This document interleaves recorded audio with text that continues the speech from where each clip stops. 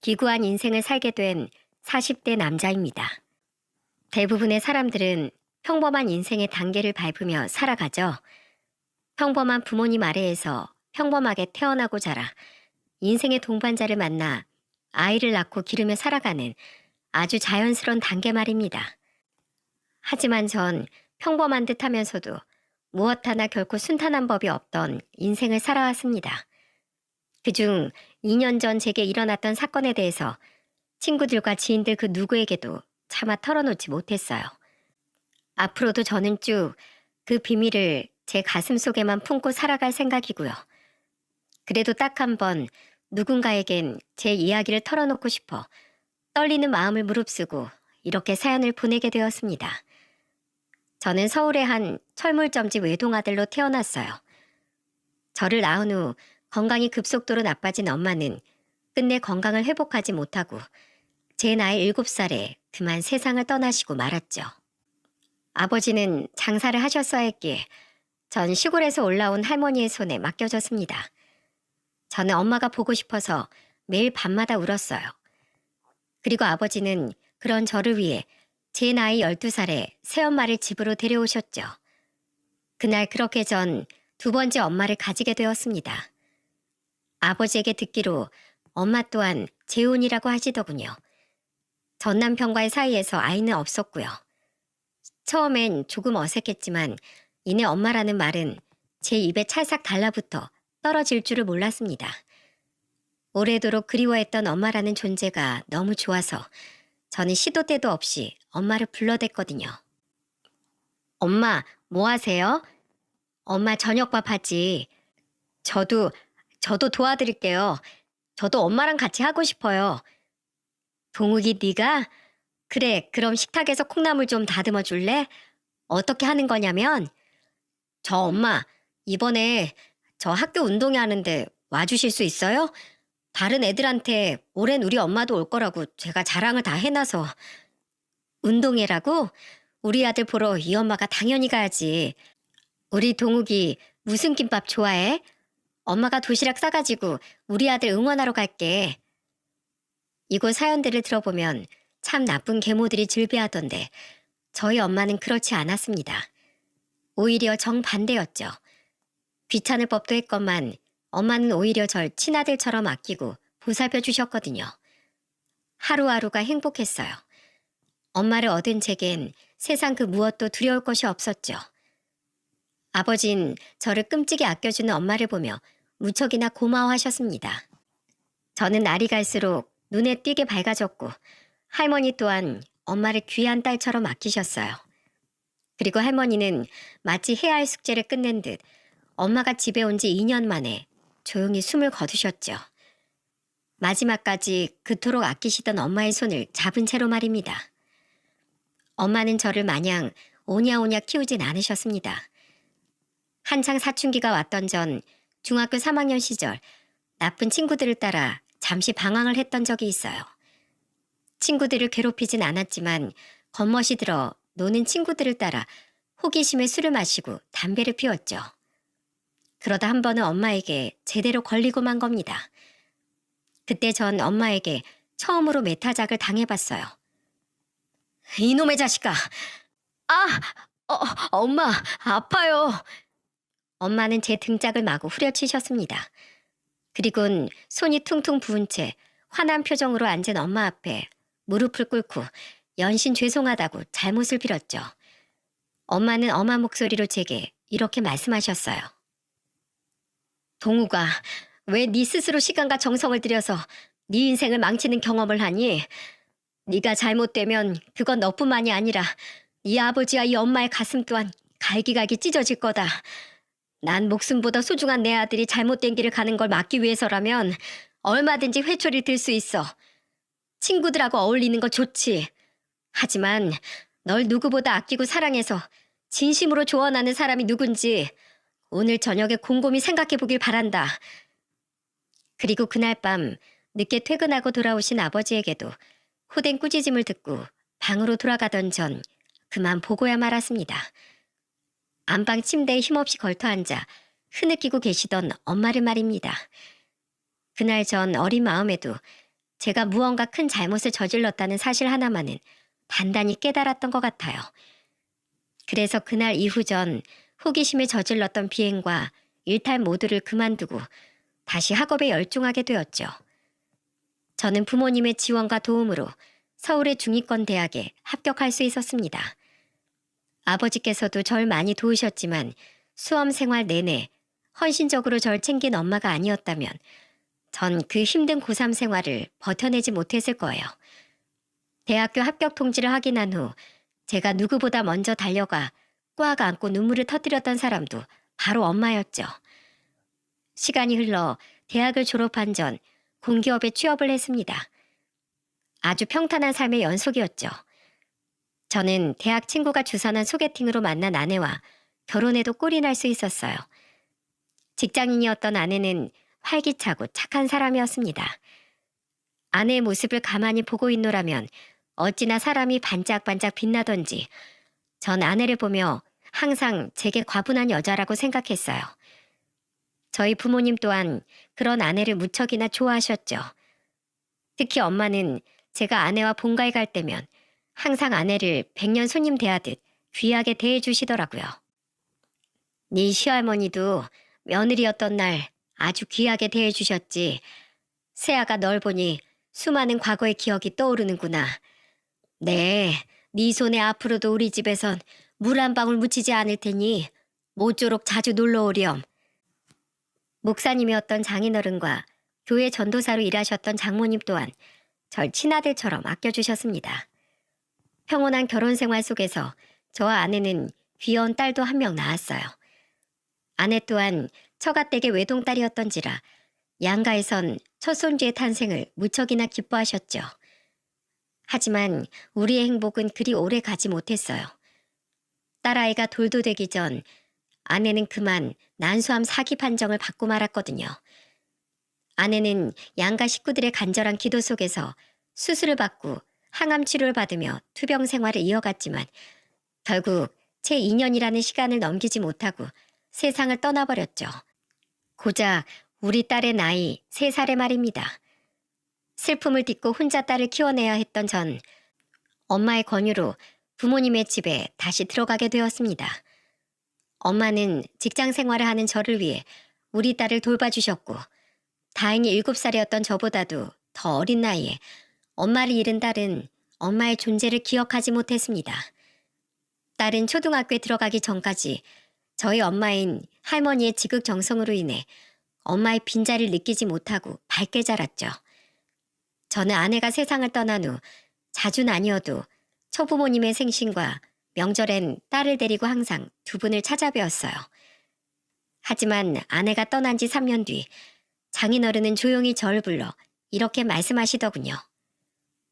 이쯤 하면 됐네, 강서방. 이제 그만 오게. 자네가 계속 우릴 찾아오면 자네만 더 힘들어. 우리 또한 우리 딸아이 생각이 나서 고통스럽긴 마찬가지고 서로의 평안한 삶을 위해 더는 서로 보지 않는 것이 나아. 우리 하영이만 모쪼록 행복하게 잘 키워주게. 그리고 자넨 아직 젊으니 우리 딸을 잊고 앞으로 새 인생 살아. 저는 엉엉 울며 장인어른께 이러시지 말라고 빌었지만 장인어른은 가슴 아픈 표정을 지으면서도 단호하게 절 밀어내시더군요. 장모님 또한 장인어른 곁에서 펑펑 울며 저에게 작별 인사를 고하셨죠. 그렇게 그날 이후 전 더 이상 두 분을 뵙지 못했습니다. 몇 번 더 두 분께 연락을 드렸지만 두 분은 더는 제 연락을 받지 않으셨어요. 너무 힘들었지만 저는 엄마의 끝없는 응원과 지지로 결국 다시 일어설 수 있었습니다. 그렇게 아내가 세상을 떠난 지 약 7년이라는 시간이 흘렀어요. 딸이 초등학교 3학년이었던 어느 날 엄마는 저를 불러 이런 말씀을 하시더군요. 동우가 넌 재혼할 생각 없니? 하영이가 초등학교에 들어가고 나서 부쩍 엄마의 빈자리를 많이 느끼는 것 같더구나. 아무래도 집에서만 있을 때하고는 다르게 주위 친구들이 사는 모습이 눈에 들어올 테니까. 저는 최근 몇 년간 왜 자신만 엄마가 없냐고 울먹이던 딸의 모습을 떠올렸습니다. 제가 쓰게 웃자 엄마는 말을 이으셨어요. 동우가, 너도 알잖니? 엄마의 빈자리가 그 나이 때 애들에게 얼마나 크게 느껴지는지, 엄마라는 존재가 아이에게 얼마나 필요한지 말이야. 그러니까 하영이를 위해서라도 재혼에 대해 진지하게 한번 생각해봐. 이 엄마 주변에 아직 시집 안 간 딸을 둔 지인이 하나 있어. 그 딸이 결혼 생각이 없어서 여태 시집을 안 가서 그렇지. 내가 몇 번 보니 애가 참 바르고 착하더구나. 엄마가 주선해 줄 테니까 한번 만나봐. 어느새 얼굴에 주름이 많아진 아버지는 엄마 옆에 앉아 부록이 넘은 아들을 걱정하며 엄마의 말씀을 거두시더군요. 저는 저를 걱정하는 두 분의 마음과 엄마를 찾으며 울던 딸을 떠올리며 결국 알았다고 대답했죠. 그런데 엄마, 제가 집에 놀러 오시던 엄마 친구분들은 전부 배웠던 것 같은데 그분은 어느 이모 따님이에요? 그 중엔 없어. 아주 예전에 알고 지내던 지인 딸이야. 지금은 저기 어디냐. 전라도 시골에서 살고 있다는구나. 하도 멀리 살아서 통화만 하지 나도 잘 못 봐. 엄마의 말씀처럼 엄마 지인의 따님은 만나서 이야기를 나누어 보니 정말 예의 바르고 좋은 사람이었어요. 안녕하세요. 김주연입니다. 말씀 많이 들었어요. 뵙게 되어서 반갑습니다. 중소기업에 다니고 있다던 주연 씨는 저와 나이가 6살이나 차이가 나더군요. 저는 사별을 한 데다 나이도 많고 아이까지 있었던 터라 주연 씨가 너무 아깝게 느껴졌어요. 솔직한 심정을 털어놓는 제 말에 주연 씨는 이렇게 대답하더군요. 그게 어디 동욱 씨 잘못인가요? 무작위로 사람을 골라서 불행을 주는 세상 탓이죠. 전 아직 동욱 씨처럼 그런 가슴 아픈 일을 아직 겪지 않은 사람일 뿐이고요. 누가 먼저고 나중이냐는 차이일 뿐 동욱 씨가 저에 비해 기우는 부분은 아무것도 없다고 생각해요. 항상 신중히 말을 골라 이야기하던 주연 씨의 현명함이 전 무척 좋았습니다. 그리고 8개월간의 만남 이후 제 나이 43, 제 딸의 나이 11살에 저와 주연 씨는 결혼식을 올렸어요. 그런데 이상하게 결혼식 날 아내와 저희 엄마는 마치 사연 있는 사람들처럼 눈물을 주룩주룩 흘리더군요. 정작 장인어른과 장모님은 아내를 보며 종일 환하게 웃고 계셨고 심지어 제가 처음 결혼할 때 엄마가 울긴 하셨어도 그 정도는 아니었거든요. 나중에 엄마에게 물으니 엄마는 멋쩍은 듯 웃으며 이렇게 말씀하셨죠. 네가 그동안 네 전처 보내고 많이 힘들어했던 게 생각나서 그랬던 것 같구나. 새아가야 뭐 결혼식 날 신부가 오는 게 드문 일도 아니지 않니? 새아가도 살아오면서 우여곡절이 많았겠지. 그렇게 우리는 저희 부모님 댁에서 신혼생활을 시작했습니다. 저는 딸을 데리고 분가를 하려고 했지만 아내가 먼저 제게 합가를 하고 싶다고 제안했죠. 전 어른들 모시고 사는 게 좋아요. 어릴 때부터 사람이 많이 북적이는 집안에 시집가고 싶었거든요. 게다가 갑자기 자기를 돌봐주던 할머니하고 떨어지게 되면 하영이가 많이 힘들어할지도 모르고요. 속 깊은 아내의 말이 전 무척이나 고마웠습니다. 저희 부모님 또한 마음이 비단결같이 고운 며느리가 집에 들어왔다며 굉장히 기뻐하셨죠. 제 딸은 어렸을 적 저와 마찬가지로 처음엔 아내를 무척이나 낯설어 하더군요. 하지만 아내가 먼저 끊임없이 딸에게 가까워지려고 노력해 주었기에 두 사람은 이내 사이좋은 모녀관계로 발전할 수 있었어요. 그런데 아내에게선 가끔 이상한 위화감이 느껴지더군요. 여보, 우리 주말에 장인 장모님 뵙고 올까? 결혼하고 아직 한 번도 못 뵀잖아. 신혼여행 다녀와서도 바쁘시다기에 딱 한 번 전화드린 게 전부고. 됐어. 우리 부모님 워낙 쿨하신 분들이라 우리만 잘 살면 됐다 주이셔. 내가 종종 안부 전화 드리는 걸로 좋게. 전화를 드렸었어? 난 당신이 장인어른이나 장모님께 전화 드리는 거 한 번도 못 봤는데.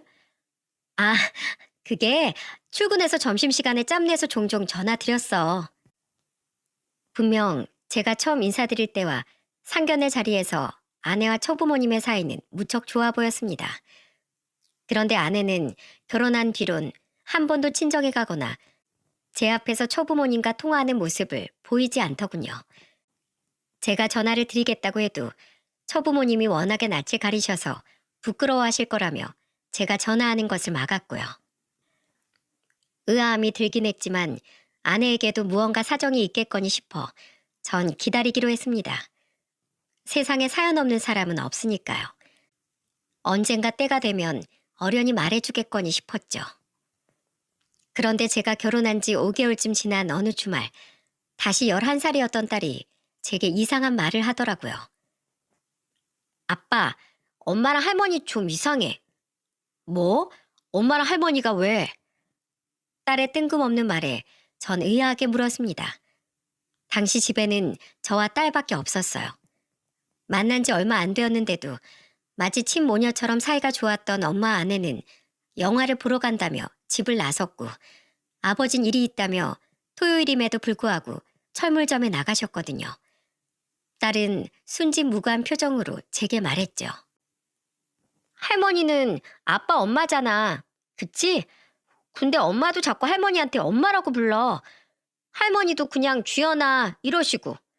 근데 아빠랑 할아버지가 같이 있을 때면 다시 어머님, 어머마 서로 이렇게 부른다?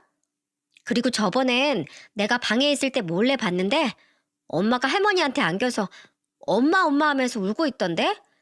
할머니도 엄마한테 막 미안하다면서 울고. 난 엄마랑 할머니가 우니까 괜히 무섭고 슬퍼서 방에서 못 나갔어. 애들은 거짓말을 못하는 법이니 딸의 말이 거짓말일 리도 없고, 딸이 거짓말을 할 이유도 없었기에 저는 생각이 복잡해졌어요. 사이가 각별해진 거면 각별해진 거지. 왜 저와 아버지 앞에선 서로 부르는 호칭을 숨긴답니까? 게다가 장모님이 버젓이 살아있는데 저희 엄마를 엄마라고 부른다는 아내가 너무나 이상했죠. 그러고 보니 계속 처가댁을 피하던 아내의 모습이나 전라도 분이라던 처부모님께서 일말의 사투리도 쓰지 않으셨던 것이 떠오르며 제 안에 의심이 피어나더군요. 제가 괜한 의심을 하는 것일 수도 있겠지만 한 번 시작된 의심은 끝이 나질 않더라고요. 결국 전 우선 제가 모르는 무슨 사정이 있던 제 오해이건 간에 이 문제에 대해 확인을 해봐야겠다고 생각했습니다. 저는 가족들 몰래 소형 녹음기를 몇 개 사서 집안 곳곳에 설치를 해뒀어요. 그리고 매일 밤 가족들이 모두 잠들 때까지 기다렸다가 녹음기를 회수해 대화 내용을 확인하고 제자리에 돌려놓길 반복했죠. 딸의 말대로 아내와 엄마는 둘만 있는 자리에선 서로 엄마, 주연아 이렇게 부르더군요. 게다가 두 사람의 대화는 정말로 친모녀처럼 친근하게 느껴졌죠. 그리고 여섯째 되는 날 밤 저는 드디어 두 사람의 엄청난 비밀을 알게 되고 말았습니다. 엄마, 우리 정말 이대로 모두를 기만해도 되는 걸까? 나 하영이 아빠가 친정 이야기 꺼낼 때마다 너무 무서워서 미칠 것 같아. 모든 걸 다 들킬까봐 심장이 조마조마하다고. 설마 나 몰래 그 사람들한테 따로 전화하는 건 아니겠지? 엄마, 2년 전에 내가 친엄마 찾겠다고 엄마를 찾아온 거, 그게 정말 내가 잘한 일일까? 엄마랑 나, 그리고 이 집 식구들 모두를 불행하게 만든 일은 아니었을까? 그런 말 마라. 내가 예전에 그 집에 널 떼어놓고 쫓겨나듯 나왔을 때 내가 얼마나 참담한 심정이었는지 넌 짐작도 못할 거다. 그 집 식구들하고 두 번 다시 엮이기 싫어서 한때는 내가 널 정말 없는 자식이라고 생각했을 때도 있었어. 하지만 동욱이가 처음 결혼을 하고 나서 첫 며느리를 데려왔을 때 자식 버린 그 아이를 보며 네 생각이 나서 가슴이 무너졌다. 어떻게 해서든 널 데려왔었어야 하는 건가 싶어서 그날부터 하루도 빠짐없이 후회했지. 그리고 이 집에 딸이 없다고 거짓말한 내 자신이 죽도록 미웠어. 천추의 한이었지. 더 너를 찾을 수조차 없었으니까. 그런 네가 네 발로 내 앞에 나타났을 때 정말 신이 있다면 그 신의 발등에 입이라도 맞추고 싶었어. 넌 세상에 단 하나뿐인 내 핏줄이야. 난 두 번 다시 널 잃을 수 없다. 세상 그 누가 손가락질을 한다 한들 말이야. 너무 놀라서 제 손이 벌벌 떨리더군요. 지금 제가 들은 내용이 맞는지 믿기지가 않아 저는 녹음본을 2번, 3번을 다시 돌려들었습니다. 그때가 돼서야 비로소 현실이 받아들여지더군요. 처음부터 모두 거짓이었던 거예요. 아내는 존재하지도 않았던 엄마 지인의 딸이 아니라 오래전 엄마가 전 남편과의 사이에서 난 친딸이었던 겁니다. 제가 새 처부모님이라고 철석같이 믿고 있던 그 사람들은 저희 엄마가 치밀하게 돈으로 고용해 준비해 두었던 연기자들이었던 거죠. 미칠 것 같았습니다. 아무리 생각해도 이해가 되지 않았어요. 그토록 절 진심으로 아껴주었던 엄마가 그것도 자신의 친딸과 왜 이런 끔찍한 일을 저지른 건지 말입니다. 저희 집안엔 뜯을 만한 큰 재산이 있던 것도 아니고 아내가 저와 결혼해봤자 크게 득볼 일도 없었는데요. 나 몰래 사망보험이라도 들어뒀나? 아니면 우리 아버지 사망보험을?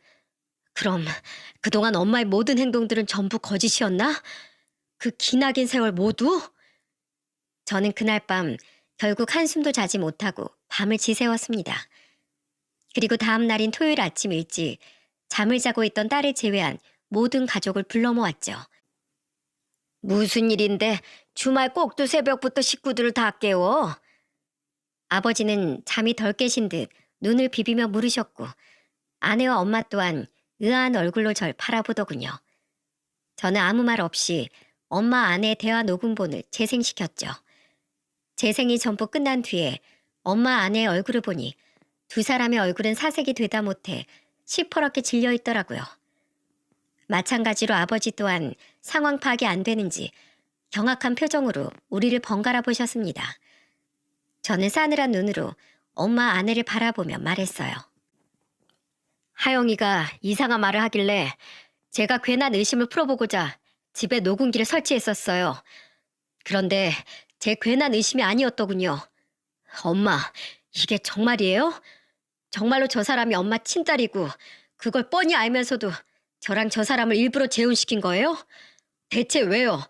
돈 때문이에요? 그렇게 가만히 있지 말고 무슨 말씀이라도 해보세요. 저 지금 미치기 일보 직전이니까. 당신도 입만 꾹 다물고 있지 말고 뭐라고 변명이라도 좀 해봐. 이게 다 무슨 일인지. 저는 끝내 배신감을 참지 못하고 소리쳤습니다. 아내는 아무 말도 못하고 바들바들 떨며 눈물을 뚝뚝 떨구더군요. 엄마! 제가 사나운 표정으로 엄마를 부르짖자 그제야 엄마는 눈을 질끈 감았다 뜨시더니 눈물을 흘리며 모든 진실을 털어놓으셨어요. 그리고 엄마 입에서 나온 이 끔찍한 사건의 전말은 우리 모두를 탈주가 없는 미로로 밀어넣었습니다. 미안해요, 여보. 미안하다, 동우가. 나도 이렇게 긴 시간 동안 두 사람을 속이려고 했던 건 아니었어. 그동안 나도 마음이 괴로워서 미칠 것 같았다. 사실 난 전 남편과 전 시댁에게 학대에 가까운 시집살이를 당했어.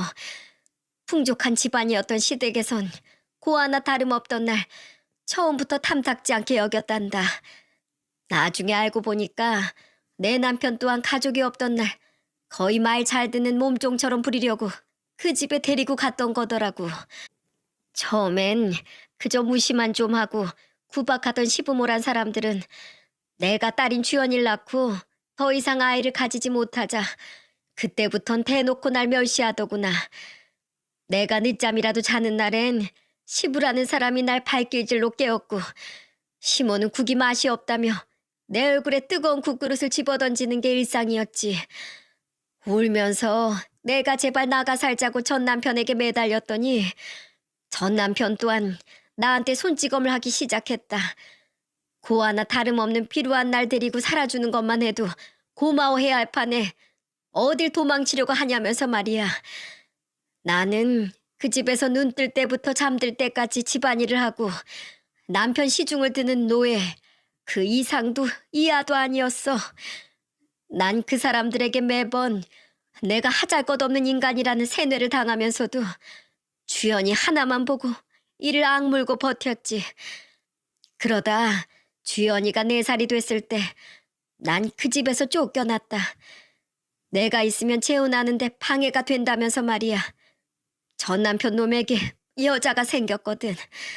그때 그 인간 같지도 않은 전 시부모가 나에게 단단히 으름장을 놨지. 이 집에서 있었던 일 밖에서 떠들고 다니지 마라. 그리고 앞으로 네 딸을 보겠다며 이 집에 찾아와서 내 아들 앞길도 막지 마라. 또다시 자기들 눈앞에 나타나면 나뿐만 아니라 내 딸도 가만두지 않겠다. 이러면서 나한테 주먹을 쥐어 보이더구나. 그때 난 뒤도 돌아보지 않고 도망쳤다. 주연이가 걱정이 되긴 했지만 자기 아들 핏줄이라며 그 인간들이 주연이에겐 그래도 잘해줬으니 괜찮겠지. 그 집엔 돈도 많으니 이게 오히려 주연이를 위한 일이 맞아. 이러면서 애써 스스로를 다독였지. 무엇보다 난 더 이상 그 김씨 가문 근처엔 얼씬도 하고 싶지 않았어.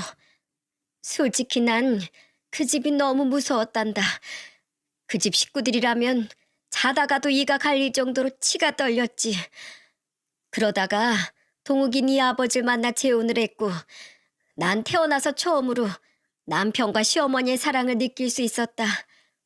너무 행복하고 두려웠어.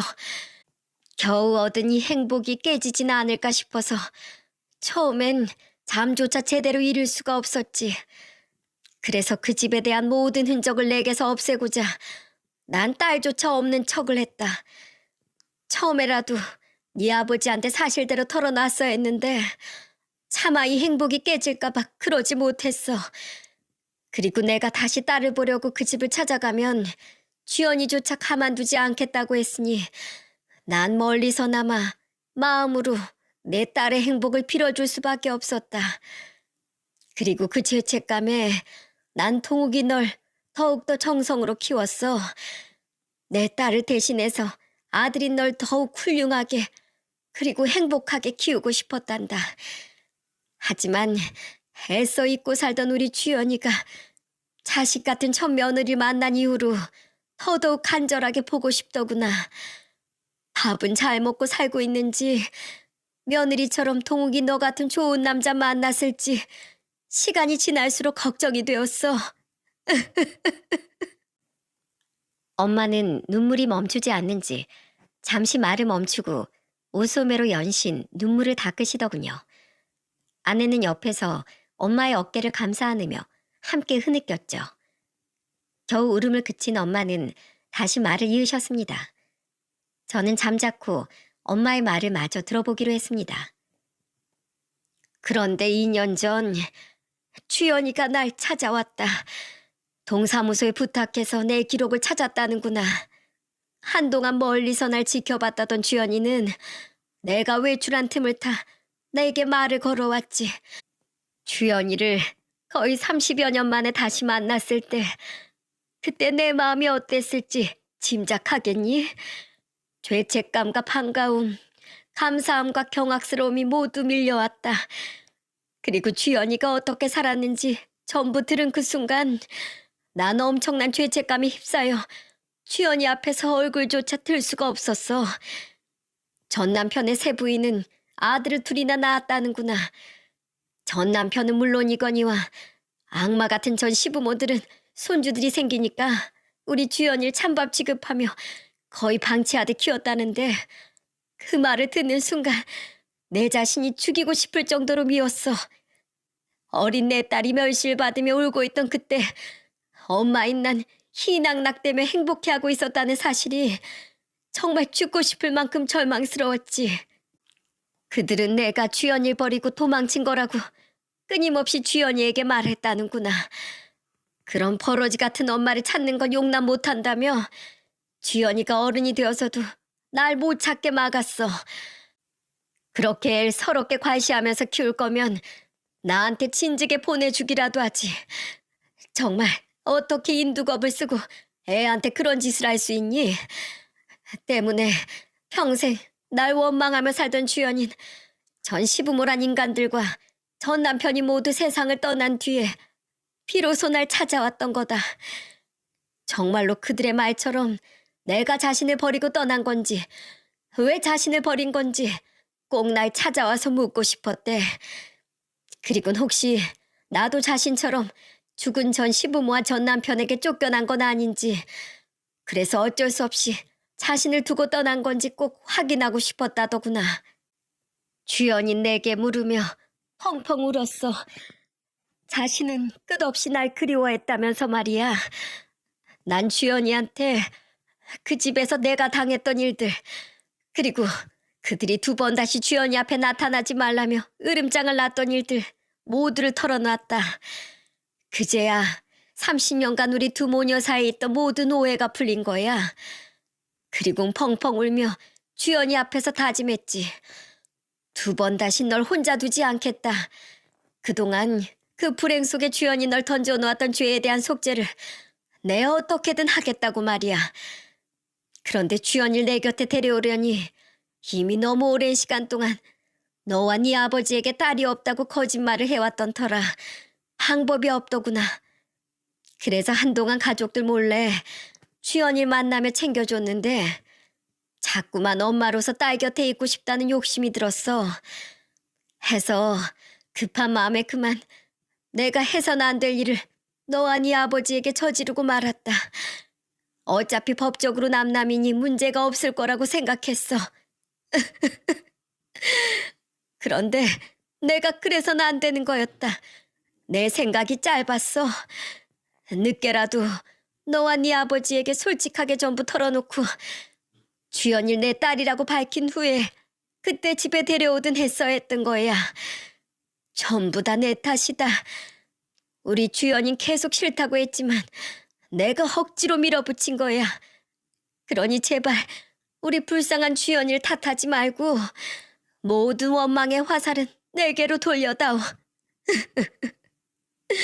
정말 미안하다.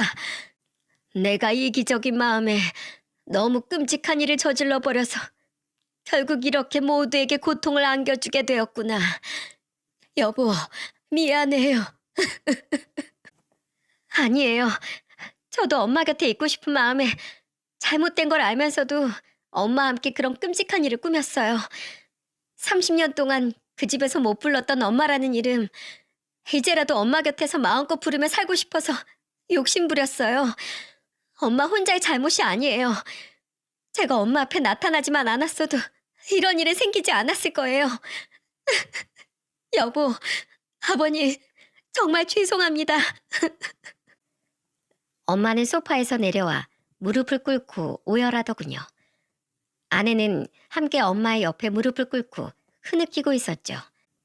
너무 처절한 사연에 저는 그 2 사람에게 비난을 퍼부을 수도 그렇다고 위로를 건넬 수도 없었습니다. 그런 아픈 사연이 있었기에 2 사람은 결혼식장에서 그토록 서글프게 울었던 거였어요.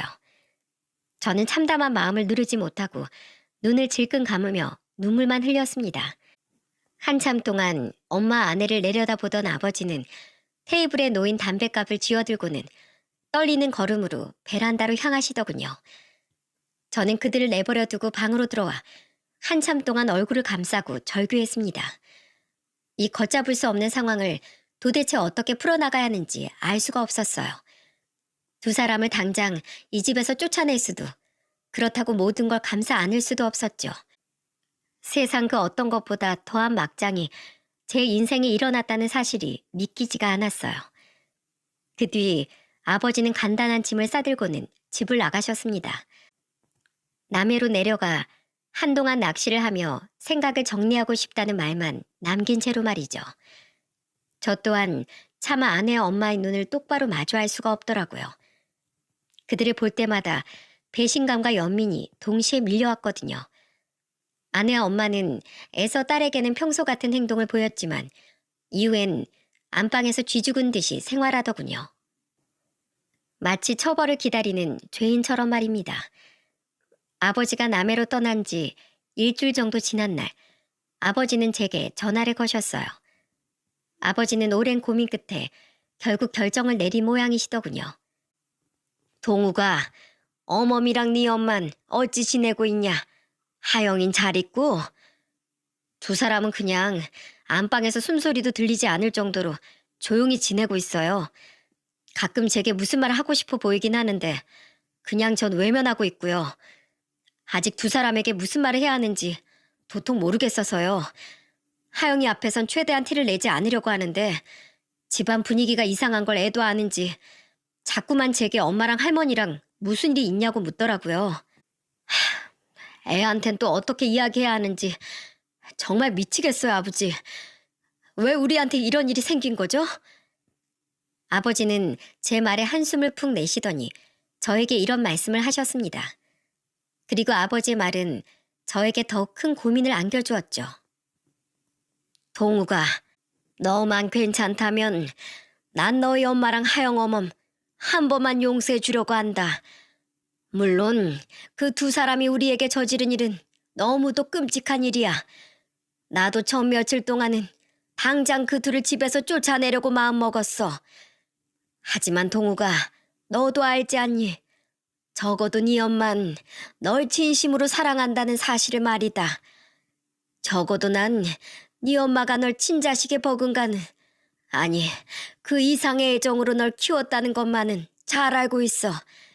네 엄마가 자기 딸에게 못 준 애정을 대신 너에게 줬다고 한들 널 진심으로 자식으로 생각하지 않았으면 절대 너에게 그렇게 헌신하지 못했을 거다.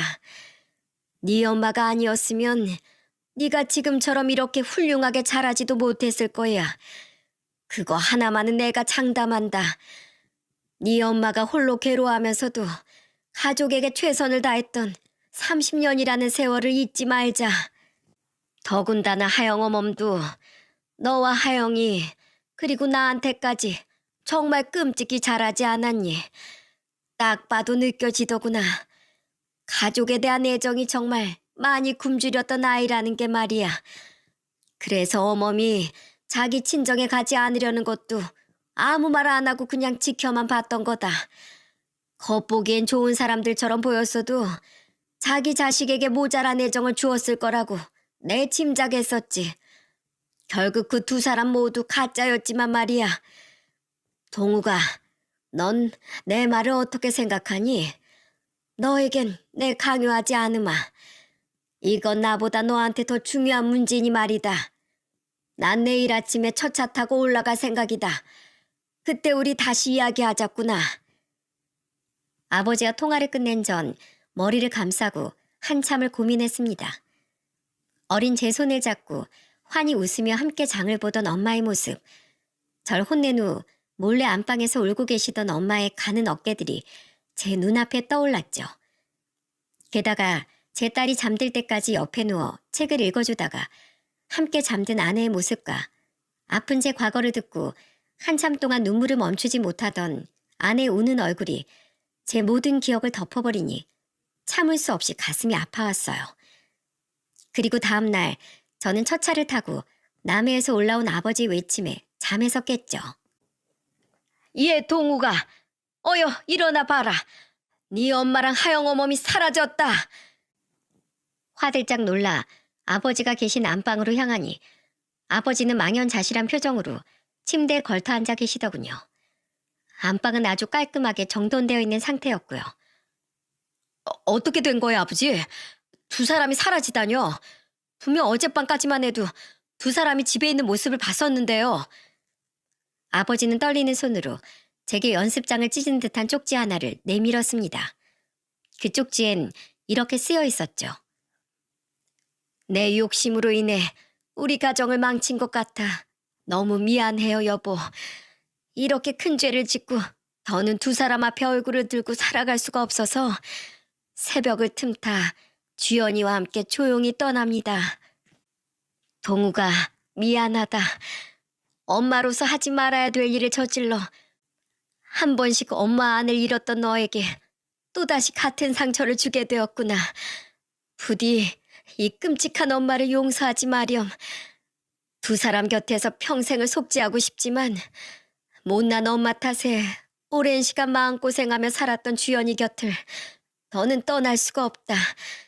하지만 동우가 30년이 넘는 세월 동안 난 진심으로 네 엄마로 살 수 있어서 행복했단다. 그러니 아들아, 이 엄마를 원망하며 앞으로의 네 삶을 낭비하지 말아라. 이 엄만 그럴 가치도 없는 사람이니 나로 인해 원망에 사로잡혀 네 인생을 절대로 망치면 안 된다. 동우가, 이 못난 엄마는 있고 꼭 행복하렴. 어디에서든지 너와 하영이의 행복을 응원하마. 사랑한다. 여보, 우리 동욱이 잘 부탁해요. 미안해요. 그동안 고마웠어요. 엄마의 마지막 편지를 읽은 전 그만 그 자리에 무너지듯 주저앉았습니다. 그리곤 편지를 품에 안고 집이 떠나가라 통곡했죠. 이 편지에 꾹꾹 눌러담긴 30여 년 동안 절 사랑으로 키워준 엄마의 애정을 여실히 느낄 수 있었으니까요. 야반도주하듯 집을 떠나는 와중에도 마지막까지 제 걱정을 하던 엄마의 마음이 느껴져 가슴이 찢어지는 것 같았어요. 저와 아버지는 그 길로 곧장 두 사람을 찾아 나섰습니다. 저는 회사에 휴가를 내고 아버지는 가게 문을 닫고서 번갈아 가며 딸을 돌봤죠. 아내는 회사까지 그만두고 잠적을 했다더군요. 그리곤 하루에 30통이 넘는 부재중 전화를 엄마 아내에게 남겼어요. 하지만 두 사람은 끝내 아버지 전화도 저의 전화도 받지 않았고 저는 두 사람을 찾아다닌 지 일주일 후 마지막이라는 생각으로 간절함을 담아 엄마에게 문자를 남겼습니다. 엄마, 너무 보고 싶습니다. 제발 절 떠나지 마세요. 그리고 엄마는 저와 아버지가 두 사람을 찾다 못해 절망감에 지쳐갈 무렵 드디어 제게 전화를 주셨습니다. 집을 나가신 지 정확히 열흘 만이었죠. 동우가, 엄마 지금 어디세요? 제가 아버지랑 얼마나 찾아다녔는지 아세요? 제가 지금 당장 엄마 계신 곳으로 갈게요. 엄마는 강원도의 한 바닷가에서 아내와 함께 머물고 계셨더군요. 저는 아버지께 딸을 부탁하곤 곧장 강원도로 향했습니다. 두 사람은 약속된 장소에서 초조하게 서성이고 있었어요. 저는 그들을 보자마자 차에서 내려 두 사람에게 뛰어갔죠. 그리곤 어색하게 절 부르는 엄마와 아내를 양팔로 부둥켜 안았습니다. 엄마, 여보. 두 사람은 잠시 당황한 듯 얼어붙었지만 이내 절 끌어안고는 펑펑 울더라고요. 동우가, 이 엄마가 정말 미안하다. 여보. 저는 제가 품에 안지 않으면 두 사람이 또다시 제 눈앞에서 사라지진 않을까 두려워 목 놓아 울면서도 두 사람을 더 세게 끌어안았습니다. 그렇게 우리 세 사람은 눈물의 상봉식을 마친 후에 다 함께 서울의 집으로 돌아오게 되었죠. 집에서 두 사람을 초조하게 기다리던 아버지 또한 엄마를 끌어안으며 한참을 흐느끼시더군요. 아이고, 이 바보 같은 사람아. 돈 한 푼 챙기지 않고 겁도 없이 어디로 떠났었단 말이야. 미안해요, 여보. 도무지 당신과 동욱일 볼 염치가 없어서 이대로 우리가 조용히 사라지는 게 두 사람을 위한 최선이라고 생각했어요. 죄송해요, 아버님. 내가 다 품어줌세. 당신이 우리에게 최선을 다했던 그 시간, 이제 내가 그대로 갚아줄게.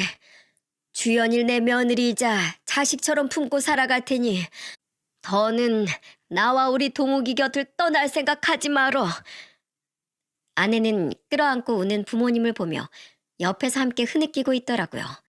저 또한 또다시 흐르는 눈물을 꾹꾹 눌러 닦았죠. 엄마는 아버지의 품에서 벗어나 저를 보고는 눈물을 흘리며 물으시더군요. 아휴, 정말로 나랑 주연이가 이 집에 네 아버지와 네 곁에 있어도 괜찮겠니? 이렇게 끔찍한 잘못을 저지른 우리가? 이젠 제가 엄마도 집사람도 둘 다 지켜줄 거예요. 엄마가 그동안 이 사람 대신 저한테 헌신했던 그 시간들, 그 은혜, 이젠 제가 두 사람에게 갚아나갈게요. 그러니까 엄마, 더 이상 혼자서 괴로워하고 슬퍼하지 마세요. 여보, 당신도 이제 더는 혼자 마음 졸이며 살지 마. 그동안 정말 마음고생 많았어. 여보, 고마워요. 진심으로 고맙고 미안해요. 앞으로 평생 당신하고 아버님, 그리고 우리 하영일 위해서만 살게요. 그렇게 우리 5 식구는 2년이 지난 지금 언제 그런 일이 있었냐는 듯 다시 평화를 되찾아 잘 지내고 있습니다. 당시 아버지는 혹시 모를 상황을 위해 친구 집에 놀러 가고 싶다는 저희 딸을 그 친구 집에 맡기셨었다고 해요. 참으로 아버지의 해안이었죠. 어리다곤 하나 사리 분별을 할 수 있던 나이의 딸이 당시 상황을 봤었다면 우리 딸에게 설명 못할 큰 상처를 안겨주었을지도 모르니까요. 2년 전 다행히 사표를 철회할 수 있었던 아내는 요즘 직장을 다니면서도 초등학교 6학년이 된 딸아이의 조기 교육에 열심히 일합니다. 딸아이가 공부에 대한 욕심이 남달랐기에 벌써부터 중학교 2학년 과정을 배우는 종합학원에 딸을 보내고 자신도 학부모로서 입시를 어떻게 준비해야 하는지에 대해 열심히 공부하고 있죠. 자식을 잘 되게 하는 건 차라리 부모 몫이라면서 말입니다. 아내는 겪을수록 엄마의 좋은 점만을 빼닮은 착하고 좋은 사람이더군요. 저희 아버지께선 최근 철물점을 정리하셨습니다. 엄마의 가슴 아픈 과거를 듣고는 앞으로는 더 나이가 들기 전에 엄마를 위해 더욱 많은 시간을 쓰고 싶으시다면서요. 이후 두 분은 요즘 이곳저곳 놀러 다니며 노후를 즐기고 계십니다. 한두 달에 한 번은 5식구 모두 다 같이 근교로 여행을 다니기도 하며 우리는 가족 간의 우애를 더욱 돈독히 만들고 있죠. 단 하나 달라진 점은 더 이상 아내는 저희 엄마를 엄마라고 부르지 않는다는 겁니다. 대신 모든 며느리들이 그리하듯 어머님이라고 부르더군요. 제가 그 이유를 물었더니 아내는 희미한 미소를 지으며 이렇게 말했습니다. 어머님도 엄마라는 뜻은 마찬가지니까 그걸로 만족하려고요. 내 욕심 때문에 하영이에게 더는 혼란을 주고 싶지 않아요. 하영이 엄마가 되려면 제가 가진 것 중 하나는 마땅히 포기할 줄 알아야죠. 제가 지금 누리고 있는 이 행복이 얼마나 과분하고 감사한 일인지 충분히 알고 있거니와 지금은 하영이 엄마로서의 내 삶이 더 중요해요.